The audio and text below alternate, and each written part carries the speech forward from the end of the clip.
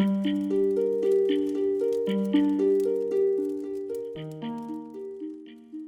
everyone, thanks for joining us. This is a surprise stream. We talked about doing this since we have the long weekend. Happy Memorial Day, guys. But we've been talking about extra content, and we really wanted to share D&D and make it accessible for new players. So we thought about getting the team together, minus RJ. Sadly, he couldn't make it, but meet Aaron. He's been our behind the scenes tech guy, helping us out whenever anything goes wrong. Once an episode. Genius. Right. We had issues this morning already, so. So we wanted to just kind of share, walking through a character sheet and how we use the different stats and what we're using when we actually play. So, is our sound working? Good.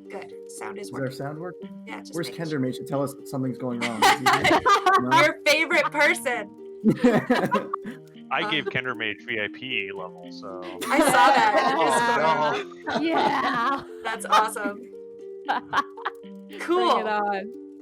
So, joining me here today, we have most of our cast from D&D Episodicals, but let's go ahead and introduce ourselves. So, Brianna?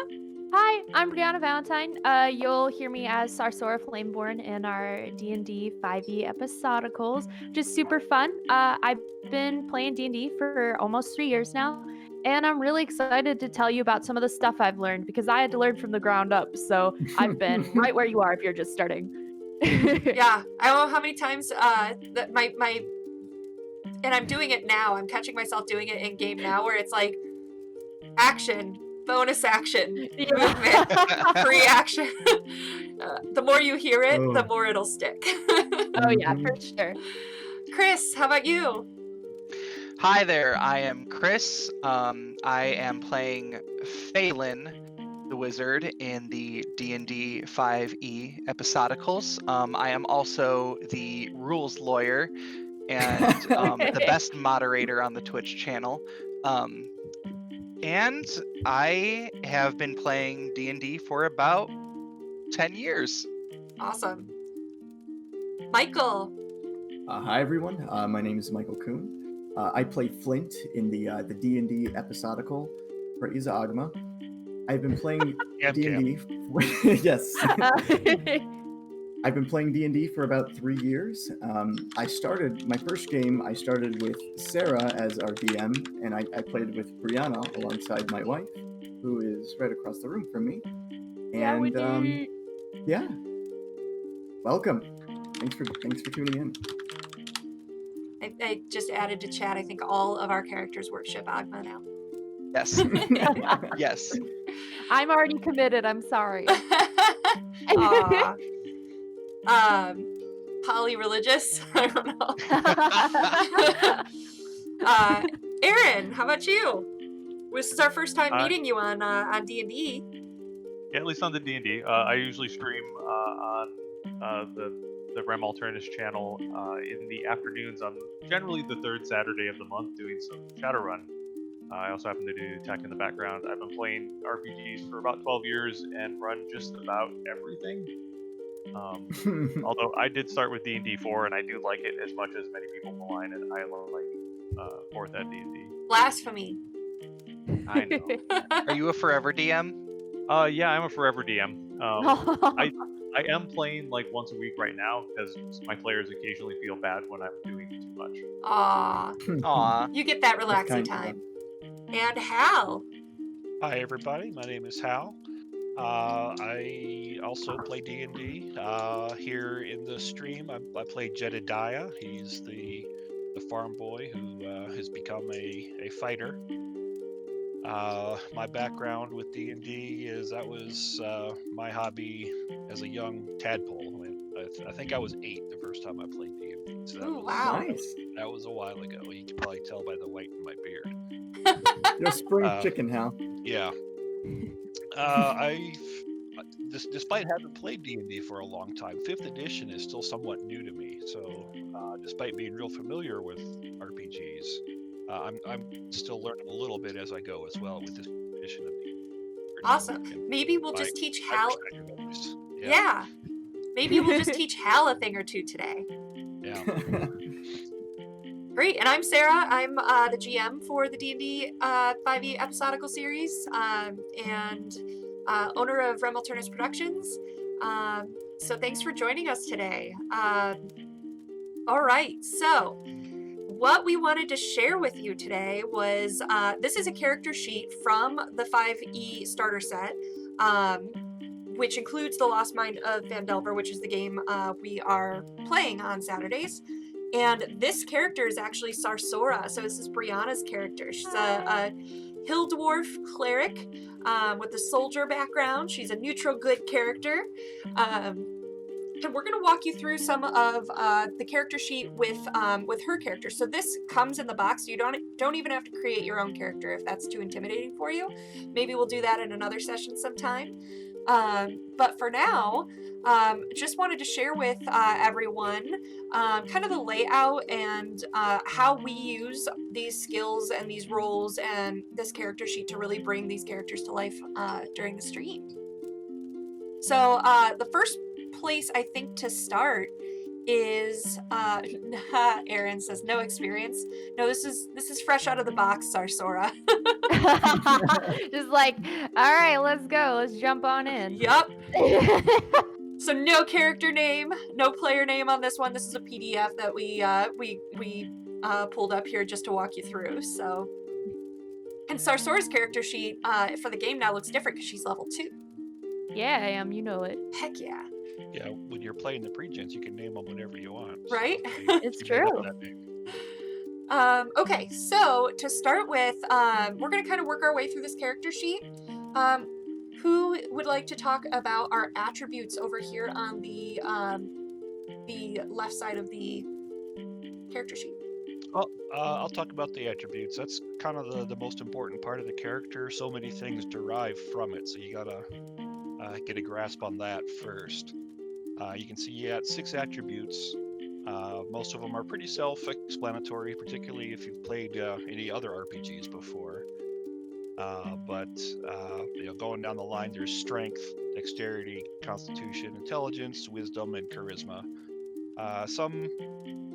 If you're new to D&D, maybe you wonder what's the difference between intelligence and wisdom. It's kind of, I like to think of it as book smarts versus street smarts. And charisma, yeah, a lot of people say, well, that's how pretty you are. It's more like how good you are at getting people to like you, which being pretty may be part of that, but if you've ever met a pretty person who was a real not so nice person, you know that's not necessarily the case. So. Whenever I play my Curie character, I say, because that's in Shadowrun, so the stats work differently, but she's got a very high charisma, and I say none of it is in personality. It's force of personality. Yeah. So for D&D, the higher the numbers, usually the better. So on your attributes, you see there's a square. It's got a plus number or a minus number, and then in the oval, there's a second number. The second number gives you that plus or minus number. For the pre-gens, they have it all programmed out for you. It's real easy.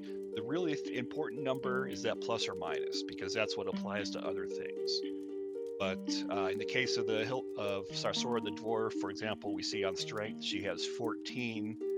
But as far as the game is concerned, what's important is you roll +2 when you have something that involves strength. So that kind of transitions over to the saving throws. Just to the right of the attributes, you see if she were to make a strength savings throw, it's +2, and that comes right from that number. That goes down the line, but you see in her case, wisdom and charisma have dark circles, where that comes from her being a cleric, and they're particularly good at every class is particularly good at certain things, and in the case of a cleric, wisdom and charisma saves gets a bonus, which comes from right above where you see proficiency bonus, which is derived from your level. As you level up, occasionally that number will get higher. So in the case of wisdom, you should see she's a +3 and then with a +2 because she has proficiency. So that's where the +5 comes from. So for charisma, that means, okay, so the +1 plus that proficiency equals that +3. Right. Okay. Just below that, the skills work along the same lines. Various things you might try in the game would fall under different kinds of skills, and they're all linked to an attribute, which you get that plus or minus number that we discussed. And in some cases, you get to add your proficiency bonus, which is indicated by the dark circle. Cool. All right. So let's say they experience. I don't know if you remember from the Goblin Cave where you guys made your way up that steep incline, and the rocks were all fragile and fallen down, and you guys had to make a dex saving throw. Why don't you walk us through that? Yeah, I remember Phelan fell down and with being very clumsy on that. So I say the rocks aren't the only thing that were fragile. So the savings, so the game master will tell you which savings throw is necessary. If this was Sarsora instead of Phelan, we see her dexterity is -1, and clerics don't have proficiency in being very agile, so she would roll the d20 and then take a -1 off of whatever that number was, and that's her result. Okay, so if she rolled a d20 and got an 18, then she would do the -1, so her total would actually be 17, correct? Yep, and as long as she needed a 17 or better, she's good. Awesome. Cool. So when is a time that you would just use strength, dex, constitution, and stuff like that? That's more of when you're proactively doing something as opposed to reactively having something happen to you and then you see what happens. Like easy example in strength is if you want to lift something heavy, it wouldn't be a strength savings throw, it would be a strength attribute check. Oh, okay. Cool, thanks. All right, now what about these cool skills and stuff? When would I use some of these skills? Well, they're a lot of them are kind of For a medicine self-evident. check, Yeah. CPR. Medicine check is the elbow drop CPR that we've figured out. That's how it's done in D&D. So that's Oh, why yeah. Sarsora was pretty good at it, whereas Flint maybe not so much. Yeah. Because she gets that that +5 to her roll, so if she rolls that 18 again, that's a 23. Yeah, we do a lot of stealth checks. That's a good example on Sarsora's character sheet because she's got an asterisk there, which is denoting she has disadvantage because of her heavy armor. Indeed. That sucks. So we can see this says, the little star says down at the bottom, see your equipment.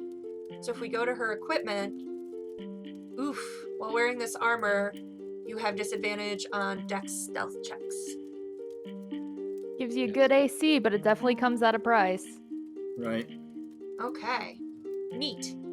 All right, so I think that pretty much covers attributes and skills. And we talked about the proficiency bonus up here and that can increase as you level up.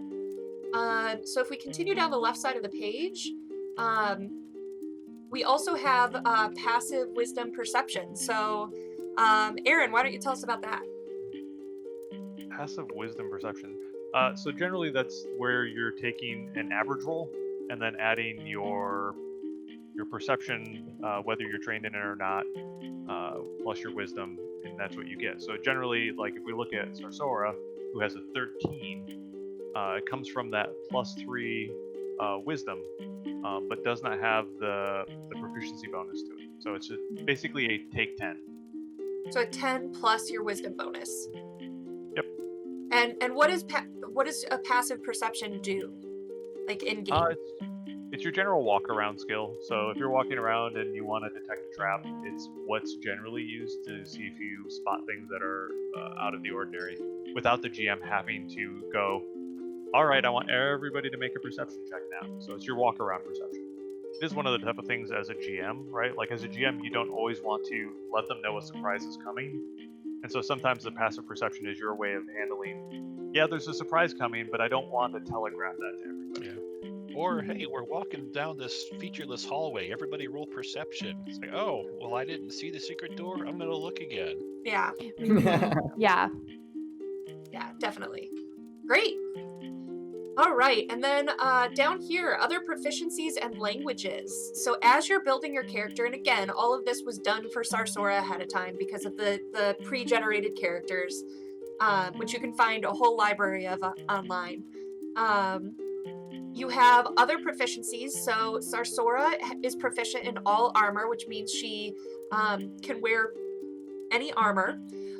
She Light can, mail if we get some. yeah, right. She can use shields, simple weapons, which includes like swords and things that are like obvious, not like nunchucks. Battle axes, hand axes, light hammers, war hammers, playing cards. So if she's gonna play a card game with someone, she's got proficiency on that. Mason's tools and land vehicles, which can be like carts. It can. Yeah, anything like that where like when they were traveling on the Tribor Trail, she could have driven the cart and been A-okay if those oxen were giving her a hassle. Or an ATV. Yeah. Languages. Badass. She is proficient in Common, which is the common language of the realm, and Dwarvish. So if she overhears characters talking and they're not talking in Common, each player, each character might have different abilities to hear different languages. So maybe Sarsora understands these dwarves talking, but nobody else in the party does. Stone cunning. So whenever she makes an intelligence or a history check, so that's up here under history, which is her intelligence, which unfortunately she doesn't get a bonus of. Rip. And it's related to the origin of stonework, you're considered proficient in the history skill and add double your proficiency bonus to the check instead of your normal proficiency bonus. So, for instance, I had mentioned in one of our most recent episodes about the temple that it looked like it was brand new constructed, but the stones seemed really old. She could roll a history check at her proficiency plus doubled her proficiency, so she gets a +4 to that check, and she'd be like, "Oh, I get it. These were made from the ruins that are surrounding the town." So she could make that roll. So even though dwarven clerics studied the holy books more than the history books, they still know a lot about stones. Yeah, There you go. True. yeah. It's because their spell books are built out of stone. They don't carry them around though. Chiseled. Word chiseled. by word. In stone, literally. It is known. It is written in stone. Yes, very good. That is the left side of the page. So let's move on to the center here. So who's going to talk us through armor class, initiative, and speed? Yeah, I can take care of that. So armor class is essentially, that determines whether or not an oncoming attack will hit you or not. Armor class is kind of defined differently between the classes. For a cleric, it might be determined by the armor that they're wearing, how sturdy it is. For a monk, it might be determined by their dexterity, which makes them faster and more nimble so they can dodge out of the way of attacks. But each class is kind of defined differently. But ultimately, the higher your armor class, the harder you are to hit. Your initiative is essentially when you get engaged in battle, you roll for initiative to determine if you go first, last, or somewhere in between in the round of who goes first. This is determined by dexterity, how quick you are to react onto your feet. Sarsora has a -1 since she isn't as quick, but she definitely is hardy, as determined by her 18 armor class, which is pretty high for level 1. So speed is essentially how much movement you can move in a round. A round is generally defined as 6 seconds, so in Sarsora's case, she can move 25 feet in 6 seconds for her turn. It's a pretty average speed. Some races get more speed than others, like if you are an elf from the forest, I believe you get 35 feet of movement in a single round, whereas dwarves get 25. But I believe the average is in 30 feet of movement. Yeah. Humans with their long legs compared to Yes. dwarven legs. Just moving right along. Hit points. Hit points maximum. Pretty easy to define. You have 11 HP as your maximum. You can't go above this, even with healing or potion. But if you reach 0, you go unconscious, which we'll get to in just a moment. It's no bueno. Yes. Temporary hit points. Temporary hit points are not additional hit points. You can kind of think of these as a boost. I like to think of it as like having an energy drink or like a coffee, since it gives you like a boost of stamina, but it only lasts for like an hour until it all goes away. So this is great, as you know, you have a boost of HP, you get a hit. It doesn't take away from your current HP, but you lose a little bit of that extra stamina that you got before. There's a variety of ways you can get those temporary hit points, like spells or attributes or powers, abilities that you get as your certain character class. So if Phelan really likes Sarsora, he might cast a spell that gives her temporary hit points. So instead of her hit point maximum just being 11, she gets maybe an extra 3 or 5 hit points, so that can take. It's like having a shield almost. That you're going to attack the shield first and break it before you attack Sarsora. Yeah. Chris, Right. can I have temporary HP? Yeah, if you don't mind necrotic spells. Oh God. No, that's bad. That's real bad. Another good way to think of it is if you have a wound over your chest, temporary HP is not going to fix that wound. It's like drinking coffee while you're bleeding out. It won't heal you, but it might help a little bit. Temporarily. It's caffeine. All right. What about hit dice, Michael? So hit dice are determined by your class. Essentially what it is every time you level up, you get a hit dice. So since Sarsora is level 1, she has 1 hit dice, which for a cleric is a d8, an 8-sided dice. You don't really use these hit dice other than for short rests. So say for example, Sarsora gets into a bar fight, and she loses 6 of her HP, putting her at 5 HP currently. If she were to take a short rest, which is just resting for an hour, sitting around, reading a book, she can roll as many hit dice as she has, which in this case is just 1. So she would roll a d8, and then add that to her HP on top of her Constitution modifier, which is a +2. So, if she wants to take a rest, she can roll a d8 and then add +2 to whatever she rolls, and that you gain back as HP. So a short rest, you can use your hit dice. A long rest, you just heal. Okay. Yes. A long rest, you regain all your HP, and you regain half of your hit dice that you used in the day before. Cool. So And spell slots. Since she only has 1 hit dice, I assume you would round up, since otherwise you would never be able to retain another hit dice. But Yeah, at first level, you get the full value on the die for your hit points. oh, that's good. That's good. cool. Yay. All right. What then about last- these scary death saves? Yes. So this, when you reach 0 current HP, rather than just dying outright, you go unconscious. Whether that's from bleeding out or just having too much pain be dealt to you, you pass out. Death saves is what happens on your consecutive turns where you have 0 HP, but it's your turn in order. You can't really do anything, so you roll a death save.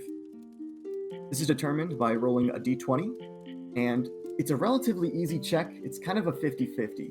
You roll a d20, and if you roll above a 10, you succeed a death save, and if you roll below a 10, then you fail the death save. If you roll 3 failures in a row, or just 3 failures in general, you die. If you roll 3 successes, you stabilize. So you're still unconscious, but you're not going to die. On 2 things that can kind of catch-22 this is if you're passed out and an enemy decides to attack you, you automatically fail, I believe, is it 2 death saves? Yeah. Is it? Oh, If either 1 or 2 death saves, you fail automatically if you get attacked. oof. Um, And Check if you're me rolling on- that 1, right? Correct. If you do roll a natural 1 on I'll get there. If you I'll start there. If you roll a natural 1 I'll get there. I'll start there. on a death save, you fail 2 death saves automatically. But conversely, if you roll a natural 20 on a death save, you, rather than just stabilizing, you come back to life with 1 HP. Ooh, So puts you back in the fray. pros and cons. And then lastly, if another way you can kind of get out of that unconscious state is if someone like Sarsora decided to heal you. So if you're unconscious and then a party member heals you, you regain that HP that they heal you, and you're now conscious again. If you're a teammate, you're gonna really want to try and stabilize that person with a healing spell or a medicine check as fast as you can, because there is danger of death when someone is down. Oof. VL Hyde asks in chat, do you fall prone when you go unconscious? I would think so. Yeah. Unless there's some very specific reason you're being propped up. Mhm. Like Which you've got Weekend an at Bernie's. entangle Yeah. spell on you or Yeah, something. Weekend at Bernie's. So Brianna, I feel like you know about that 2 fails for a very specific reason, because you seem very sure about that. Oh yeah, no, I've played a fighter in the past who would go down many, many, many times. And and every time he was down, normally he'd get hit, and actually when he died, he was revived. He took those 2. Oof. Mhm. And so Oof. yeah. Oof. All right, so let's say that they kicked you while you're down. You got 2 death saves on you, or I'm sorry, 2 fails on you. And then what about let's say that for your on your next initiative turn, you roll a 18 for your death save. That's great. Then you would succeed. You would succeed a death save. So you still have 2 failures and 1 success. So again, you still need to pass 3 successes before you can be stabilized, Oof. or you need to be healed. The last thing I forgot to mention is if you failed those 2 death saves, and then someone decided to bring you back up with a healing spell, all your failed death saves get erased. So And you then start if you over. fall back, yes, if you fall back down unconscious, you have 0 failures in your death saves, which is great. Okay, so one more question, one more scenario here before we move on. Let's say that Okay. she's back up. Her armor class is still at 18. She's at 11 hit points again, but she's feeling a little cocky, and she goes after a demon lord at level 1. Sure. Because we've never seen that happen. Never, never, ever. I don't know why you would ever do that. So let's say Didn't that listen this. to Gandalf telling her this foe is beyond her. So let's say the demon lord just flicks her and does 48 damage. Oh, So, Ouch. being that your hit point maximum as Sarsora level 1 is 11, if you take double your hit point maximum in damage, it's an instant death. There's no death saving throws. There's no unconscious. You die. All right. Anything else about death saves and your hit points and your armor class before we move on to traits? Or actually, we should keep going lower. We'll get to all the I'm allergic to character stuff. healing. No healing allowed. No healing allowed No healing allowed ever. ever. That's my philosophy. All right, so we are in some attacks and spell casting stuff now, which I think Chris is going to walk us through. Yay, this is the fun stuff. This is the thing that helps or hurts people. When someone hits you, you hit them right back. Oh, Yeah. absolutely. Killing goblins. So, we'll go over basic attacks. Let me rule lawyer a little bit here, pull this little thing up. So, Sarsora here has a warhammer and a hand axe, and they have attack bonuses based on your proficiency bonus and Sarsora's strength score. Both these weapons that she's proficient in use her strength score unless determined by the finesse rule, which allows someone to use their dex score on a weapon instead. Majority of the time, rogues and monks will be using finesse, but for now we're just going to worry about strength. So every weapon will have a damage type, and they'll also have their own dice of damage. So we'll just focus on the Warhammer, it being a 1d8, 1d8 plus 2 bludgeoning damage. Where's the +2 come from? The +2 comes from the strength modifier. So because Sarsora is pretty strong, that extra bit of strength applies to how hard she swings the weapon, narrative-wise. Stat-wise, every plus that you have to your modifier when attacking with a weapon will add to the final damage of that. A Warhammer is bludgeoning damage. The prominent damage types are bludgeoning, slashing, and piercing. So hypothetically, a mace-style weapon is bludgeoning, a sword is slashing, and let's say a rapier or a dagger could be piercing, depending on the type of dagger. So, yeah. Do you get bonus damage? Because the Warhammer can be used one-handed or two-handed. You get bonus damage if you use it two-handed, or how does that work? Usually it's a different damage die. So like Yes. if I used it one-handed, I believe it's a D10? D8. Or is two-handed? It's a D8, and two-handed should be a D10. Yeah. Gotcha. So that Yeah. so she gets a little more power behind it, using it with 2 hands. Yeah. So she can choose to use the D8 with a shield or the D10 with no shield.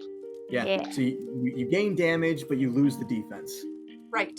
But something to keep in mind too is your attack bonus here being the +4, but your damage being the +2. So your attack bonus is that strength. So that +2 from strength, plus your +2 from proficiency, because you're proficient at this this weapon. But your proficiency doesn't change the damage. So you hit something hard because you're strong, not because you're like, whether you're good at using a Warhammer or not, a Warhammer to the face is going to do Warhammer to the face damage. So you get the +4 for using it, for making the attack, but for the damage you only get the +2 for your strength, not the proficiency. Right. Now, so a situation, let's just envision Sarsora fighting a goblin. When Sarsora will attack two-handed with the Warhammer, she'll roll a d20. If it breaks the goblin's AC, she will be able to roll the attack damage on it, which, when holding it two-handed, is a 1d10. So let's say she rolls an 8, so she deals 10 damage maximum, which I'm assuming obliterates the poor thing. But also keep in mind, when you roll to attack, don't forget to add your attack bonus, which is your proficiency bonus, and either dex or strength determined based on the type of weapon. So I have dice right in front of me here. Let's walk through this. So I'm Sarsora, Sure, I'll grab mine. and I'm going to roll a Warhammer attack on this gobbo. I rolled a 10. So 10 plus 4, because of that attack bonus, is 14. And the goblin's AC is 13. So that's a hit. And now I'm gonna roll my I use 2 hands for that because I like whomping on this guy. So I'm gonna roll my d10 instead of the d8 for damage, which helps if I grab the right die. Mecha Goblin is a cruel but fun carnival game. And I rolled a 5 plus my 2 bludgeoning. So that's 7 damage against the gobbo. Oh, he looking real hurt. Yeah, he not feeling good. All right, cool. So what's this little asterisk by the hand axe? So, the hand axe is actually a throwable weapon, and underneath it says you can throw a hand axe 20 feet or up to 60 feet with disadvantage on the attack roll. Nice. Now, when throwing a hand axe, prominently you would be using your dexterity bonus. When you throw weapons, you use dexterity all the time. Or when you shoot weapons. Or when you shoot weapons like bows, arrows. So your proficiency bonus is a 2, and your dexterity is -1. So technically, if you throw the hand axe within 20 feet, you just add +1 to the attack. Instead of +4. And if you try to extend past, if you try to extend past 60 feet, you will roll with disadvantage. And So- if you roll like me, you probably don't want to do that. Or maybe it's Gabo is running away and you really don't want him to get away and warn the other Gabos. So you decide, like, man, I don't have any ranged attacks. I guess I'm going to throw my hand axe. So you could, that would be an instance where you might want to use it versus, like, I'm in melee and I'm going to just punch this guy in the face with an axe. Or there might Now- be somebody far away that you want to do a warning shot, and you throw your axe right at them to warn them. Yeah. Now, the nice thing about this pre-built character is that the hand axe is considered a backup weapon. A lot of things could happen during adventures that could destroy your weapon. For example, if we fight an ooze, you could say goodbye to that hammer if you try swinging at it with it. So, for all you fresh adventurers out there, try bringing a backup, or be smart and just be a wizard. Get out! Get out! So that's We'll all something. laugh when the ooze gets your spell book. That's something too that we can No. bring up. Chris mentioned slashing, bludgeoning, and piercing damage. So there's going to be certain creatures out there that are resistant or immune to certain damages. So you're not going to know that until you're fighting it and testing it out. But, like, for instance, if you're fighting a earth elemental that's made of rock and you try to stab it with your rapier, which is piercing damage, that might Stab a rock? that probably isn't going to work real well, and it might be resistant or immune. I'm not sure which. If it's resistant, it only takes half the damage that you hit it with. If it's immune, it takes none. So that can The undead skeleton right between the ribs. Right, And then right. nothing. So just be mindful of what you're fighting, and what kind of damage that you're going to be doing to it. You can always test it out and be like, I wonder if this is going to work, and be like, ooh, all right, I'm not gonna slash this anymore because that doesn't work very well on it. So Warhammer it is. I'll try to crush it instead. Yeah. So that's an example of when you'd pay attention to that. It's all dependent on what you want to play. If you want to play a beefy character that can tank all that damage and dish it out and be a scary fighter type, you can. If you want to stand in the back and be like, I'm just going to zap you from back here, please don't hit me because I'm fragile, you can be a Phelan. Yes.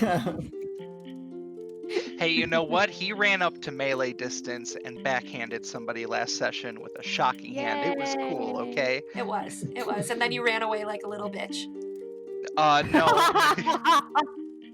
Well, that's because I didn't run he's a away. wizard. The other guy did. That's true. That was at the end of the fight. Let's move on to spells. Oh, baby. Spells. All right, now, Just gonna. Spells- I'm gonna run to the spells is a huge aspect of Dungeons and Dragons, and But not if I you're a think- fighter. not if you're a fighter. Majority of the classes use spells, and every class uses spells in different ways. But for now, we'll be focusing on the way clerics cast spells and just some of the general spell rules. So let me pull up the rules here. I'm pulling this up on D&D Beyond, which is also a good, constantly updated source of different things for 1 second. It's D&D, D&D, yeah, D&D Beyond. It's important to D&D understand that spellcasters kind of operate differently. So it's kind of a if you're gonna play a spellcaster, it's important that you have a pretty solid grip on the general rules. Spellcasting is its own beast, where warlocks operate differently than clerics do, which operate different than wizards and druids. In the it's its own pre-gen thing. box set, they're all prepared spellcasters. There's no spontaneous spellcasting. Right, yeah. So I am back here. Sorry about that. Spells range from levels 0 to 9. 0 spells constantly being referred to as cantrip. It's the spell level is a general indicator of how powerful it can be. From like, let's say level 1 spells like Cure Wounds or Magic Missiles are level 1, while one of the most powerful spells in the game, level 9, is called Wish. And the way these spells function is that every caster has a resource known as spell slots. Commonly in video games and RPGs, you'll have something like mana, which allows you to cast spells.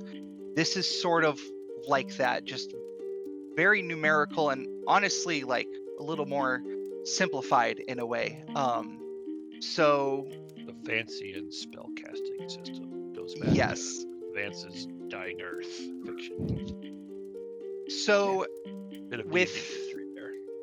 So, according to Sarsoris, she knows Light, Sacred Flame, and Thaumaturgy, which are all cantrips. Cantrips you can cast at will, whenever you want. They cost no resources to cast, and you could just keep pumping them out as much as Not you'd even like. a spell slot. Not even a spell slot.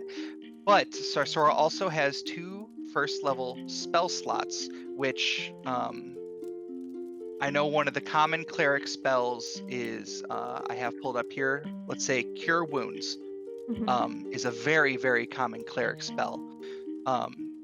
So Cure Wounds is a creature you touch regains a number of hit points equal to 1d8 plus your spellcasting ability modifier. This spell has no effect Which is on wisdom. undead or constructs. So if Sarsora were to cast this spell, she would use one of her first level spell slots, leaving her with 1 spell slot left. After a long rest, you regain all of your missing spell slots. So you refill your resources. Wizards and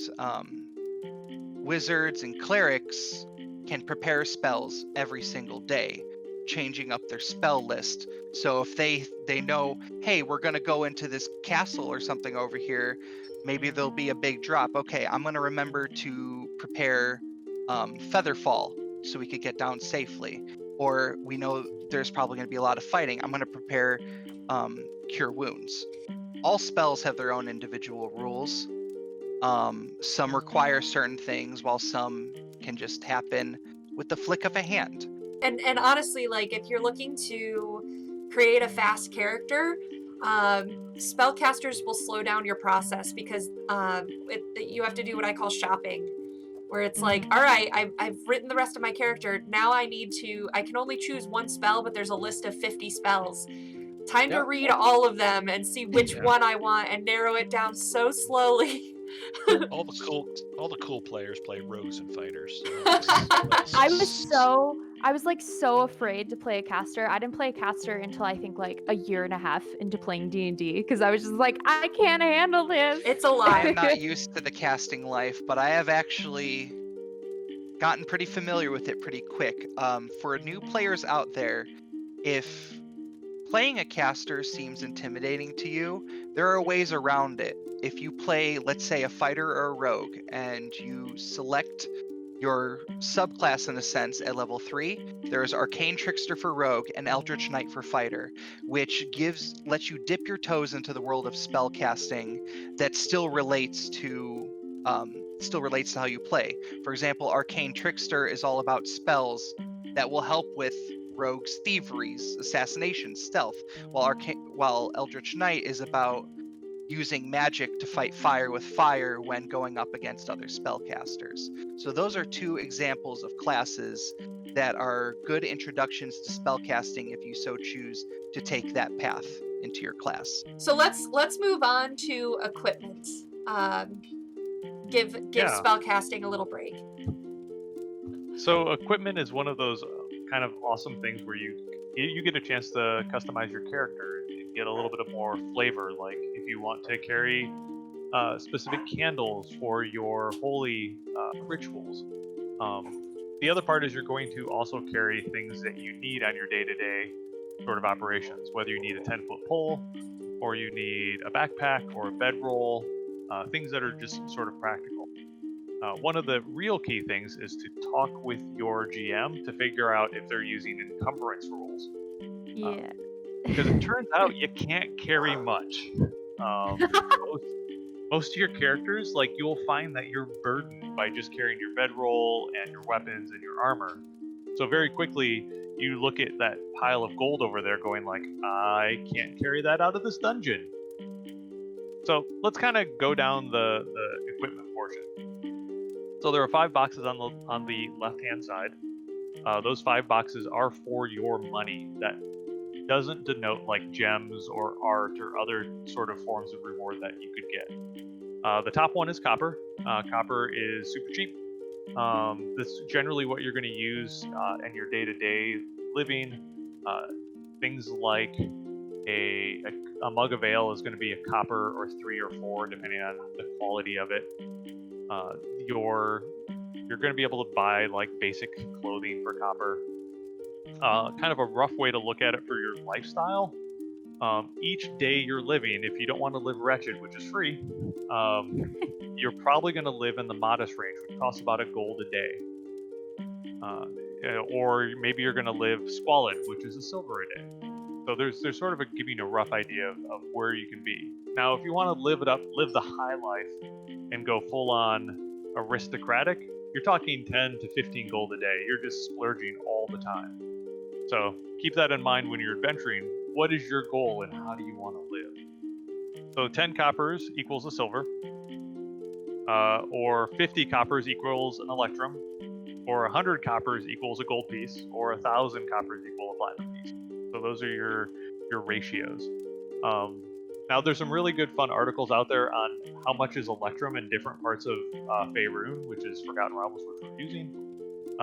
There are different levels, so you can move and actually trade in electrum, which is a combination of gold and silver, as a sort of fun economics journey if you really want to go down that path.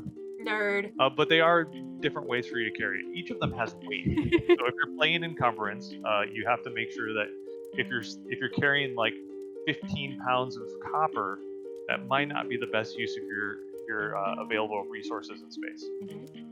So let's look at the equipment itself. So we can see in here, you see on Sarsora's character sheet, you see chainmail, you see shield, you see warhammer. These are sort of your basics of adventuring. Likely you'll probably want to carry a torch. If you don't happen to have the the cantrip light, or you don't have a spellcaster with you. But for the most part, you've got things like a crowbar to open up your chests. You've got rations to be able to eat. You've got mason's tools if you want to start building your own temple down in the middle of a dungeon. I don't know, maybe that's a thing. But some common clothes. Maybe you want specifically fancy clothes if you're going to be going out on the town to, say, a gambling barge. Or maybe you want more than one set of clothes in case you're going to be adventuring for a month. Exactly. You want that this really big view of your character. This is where you get to personalize, and it gets really fun, and you can really derive a lot of enjoyment and surprise people when you go like, yeah, actually I do have birdseed in my backpack, so that I can entice that bird to come visit. And it's always a fun surprise, and it's always a good way to tell a story about your character and your character history. All right, so let's talk about the right side of the screen now. So we've got some personality traits, ideals, bonds, and flaws. So what are these about? Yeah, so this is really cool. Kind of going off of talking about character backgrounds and stuff. These ones for Sarsora were pre-gent, but these 4 things are kind of a place to put what you're gonna do for RP. You know, there's all the stats and all the really, really cool, equipment and spells that you get, but this is an RPG, and role playing is one of my favorite parts. So for Sarsora, in her personality trait, she had put that she's always polite and respectful, and I also don't tend to trust my gut feelings, so I tend to wait for others to act. People like me, Michael, Chris, Sarah, pretty much all of us, we're actors, and so a lot of times we already have ideas for our personality traits.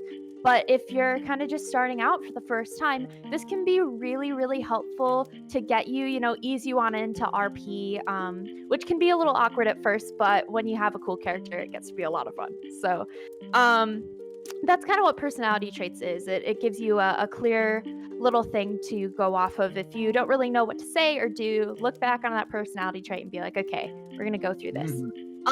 Ideals. Sarsora says respect. People deserve to be treated with dignity and courtesy. This helps in the realm of RP and also decision making. When you're trying to decide what to do with the people, places, and things you interact with. So, for example, like we were fighting red brands last time. Because Sarsora believes that people should be respected, she didn't automatically go and kill, chop, chop, chop. She made sure to specify that she was doing non-lethal damage. And that was a decision I made based on the ideal that was on my character sheet and what I believe she would do. So that's something that you can, yeah. I had a vicious, nasty idea, but I didn't suggest it because I was playing Jedediah, who isn't vicious and nasty. Exactly. So you kind of take these here, in actors' terms, are your character's givens. And these are the things you're going to want to keep in mind when you're making decisions that maybe you as a player might want to do that, but would your character do that? No. You must think. I've seen more of this come out too since since you recorded the conversation between Sarsora and Balin, where like you were teasing with Gam Gam and stuff like that, but now anytime Flint says it, you stand up for him because of that dignity and courtesy. Absolutely, and that goes into everything you do going forward. Bonds are like the people, the organizations, the types of things that you are bonded with, quite literally. Here Sarsora has 3 cousins, Gundren, Tharden, and Nundro Rockseeker, who are obviously a big part of the campaign. They're her friends, they're her cherished clan members. So that's something really good to remember when you're working through the plot is, oh, they're my cousins. I would make X decision because they're my family and, I want to do XYZ. So that's something really good to keep in mind too, is the organizations and people that you care about. And then flaws. Flaws are fun because who wants to play a character that's like flat and doesn't have anything wrong to do? Because here our flaws are praise. So her flaw, which hasn't really been mentioned in the game yet, but it will, is that she secretly wonders whether the gods care about mortal affairs at all. And that is a really, really useful tool for conflict and story building. As you go into RP, it's really, really nice to have something to work out, something a way to grow, a way to not just be a yes man, to everybody in the campaign. Like Flint, do you know what Flint's flaw is, Michael, by chance? Oh, I mean, he has all types of flaws. Me being an actor, that's actually where I start most of my character building, is how are they flawed? My personal philosophy is like, you can kind of think of these things as like drawing a picture, right? The personality traits and the ideals and bonds are like the lines that you color in, and the flaws is like all the shading. It's what really makes someone interesting. So start there. Absolutely. Yeah, all of these 4 things are really fantastic for creating a round, complex, interesting character that the other players are going to want to interact with and that you're going to want to play till the end of time. And again, Sarsora's all of this was created in the pre-gen, but if you are building your own character, if you don't know where to start, if you don't know how to flesh out a character, the player's handbook in the background section. So once you've chosen your race, once you've chosen your class, then you can choose a background and roll for your flaws and your traits and your ideals and bonds. So that way, if you don't have ideas, you can just default to what's in the book and play off what's in the book. But that's it for that. I can also talk about features and traits if you want. Sure. As we move along. So Sarsora is a dwarf, if you have not noticed already. She's also a cleric, as has been mentioned many times. So when you're a spellcaster, we're gonna go on to this spellcasting ability right here. When you're a spellcaster, you have a certain attribute that is your spellcasting ability. Clerics happen to be wisdom. Bards, I think, are charisma, right? Correct. Yeah, so you will have one of those attributes to be your spellcasting ability. And this is going to affect your saving throws and your attack bonus. Yeah, so